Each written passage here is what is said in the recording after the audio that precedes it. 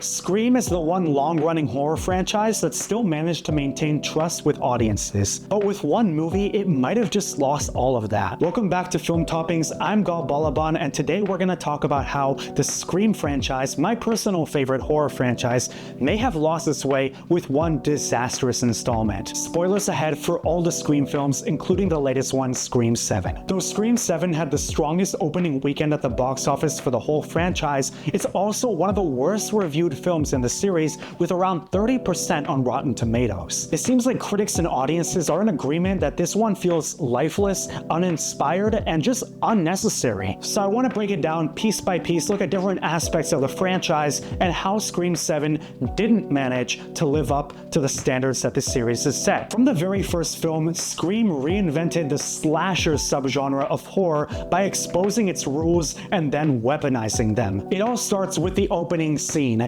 In any movie, the opening scene is key in establishing tone, attention, and just starting off a good film with a bang. But here, it's become a sort of staple of the franchise, starting with that brilliant opening of the first film, which killed off one of its biggest stars that it had heavily marketed, Drew Barrymore. That opening scene wasn't just shocking, it rewrote audiences' expectations in real time. The opening scene of Scream 2 definitely did that successfully with Jada Pinkett Smith in the movie theater, while Scream 2022 paid homage to the opening scene of the first one, with Jenna Ortega poking fun at this idea of elevated horror, and Scream 6 was an opening scene that just kept evolving and changing, and I really dug that. Scream 7's opening just feels really dull, like we're going back to the house as if it's a museum. I feel like in each of these, the writers have to think, like, what have we not done before? And here it's just, oh, let's do it in another house, but it happens to have fake, possibly real ghost faces, and yes, Jimmy Tatro is a sort of known actor,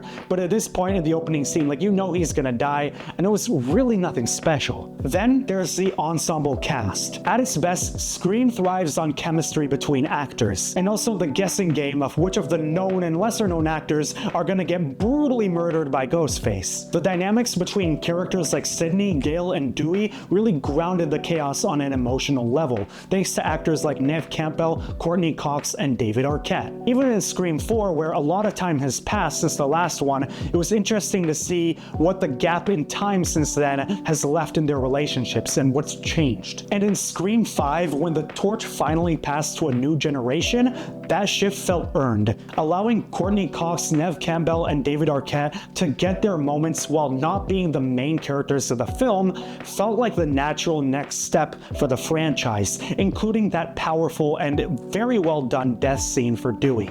Sometimes after 5, 6, or 7 movies, the former leads have to step away to make way for new directions and new energy brought by new stars. A great example of this is Sylvester Stallone in the Creed films. In the first 2 Creed movies, he plays a supporting but pivotal role as Adonis's mentor. When Rocky is absent from Creed 3, it feels completely natural, and Michael B. Jordan and Tessa Thompson are able to completely carry the film and the franchise. After some behind-the-scenes drama, Melissa Barrera and Jenna Ortega were no longer a part of the upcoming Scream 7. And the film's director, Christopher Landon, who's known for films like Happy Death Day and Drop, ultimately exited as well, citing that after Barrera and Ortega left, it was no longer the same movie that he had signed on for. After this, Paramount decided that they needed to do something radical in order to regain fans' confidence in the upcoming project. They brought back Neve Campbell as the lead, and the original Scream's writer, Kevin Williamson,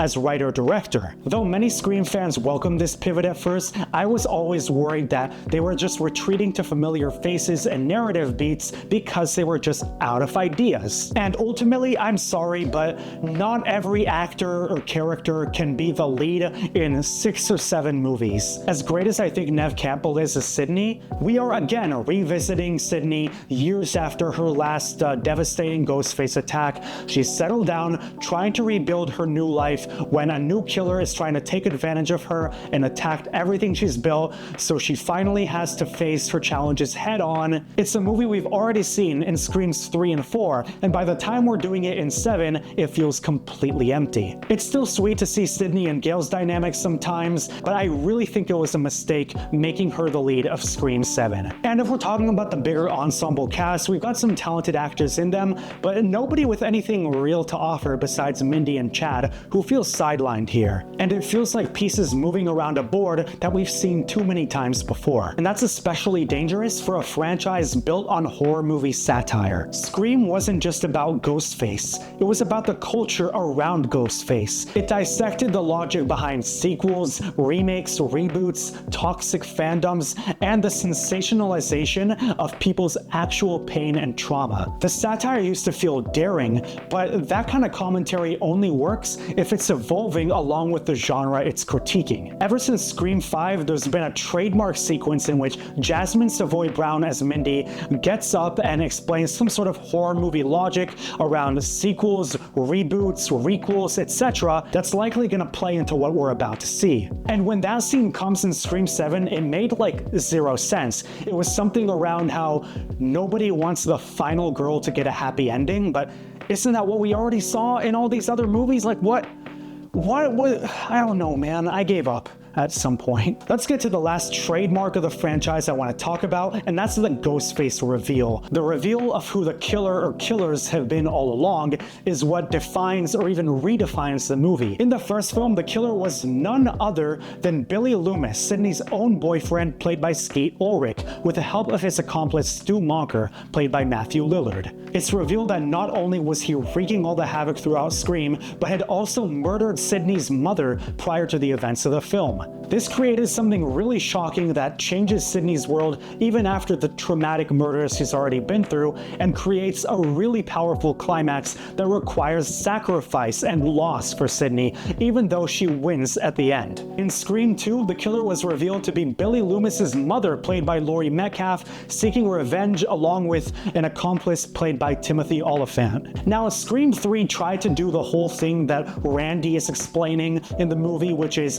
the final film in the trilogy has to tie everything together. So it turns out that the killer in Scream 3 was Sidney's long-lost brother, who also plotted Billy and Stu's murdering of their mother in the first Scream. It felt like an unnecessary retcon and didn't hit as hard. And in Scream 4, it was even more jarring. The killer was her cousin, played by Emma Roberts. I don't know, I thought that was a pretty awful movie and reveal. In Scream 5, again, it was the boyfriend, played so well by Jack Quaid, and Mikey Madison as Amber was the accomplice, and it sort of revealed that they were toxic fans of the Stab franchise who thought that the films have lost their way and needed to rewrite it and make their own Stab movie. And in Scream 6, it was revealed there were 3 Ghostface killers, Richie's dad and his siblings. Even if that's a little too obviously similar to the reveals in Scream 1 and 2, the execution at least carried weight, whether it was commentary on toxic online fan bases or this idea of revenge or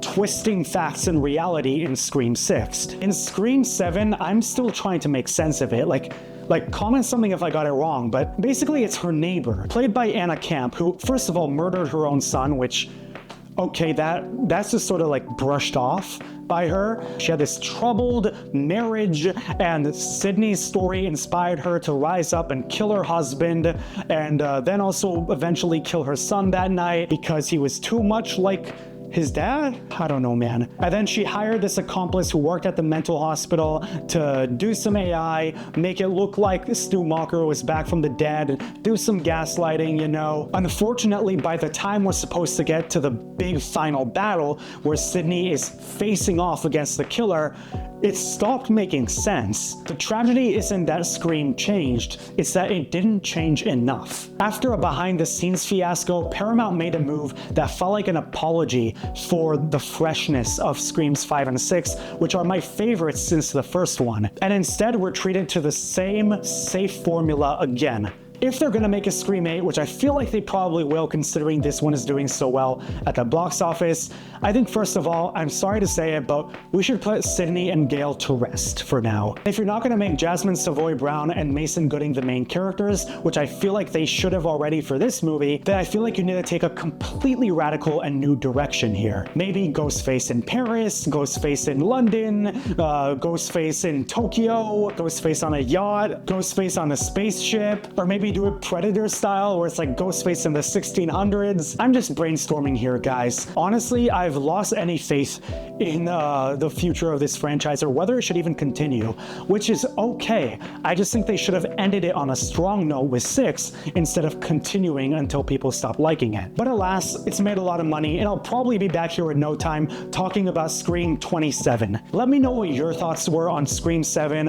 and what's your ranking of all the movies in the franchise. I'd love to continue the conversation in the comments below. And where do you think Scream 8 should go if they greenlight it? And as always, stay tuned for more here on the channel.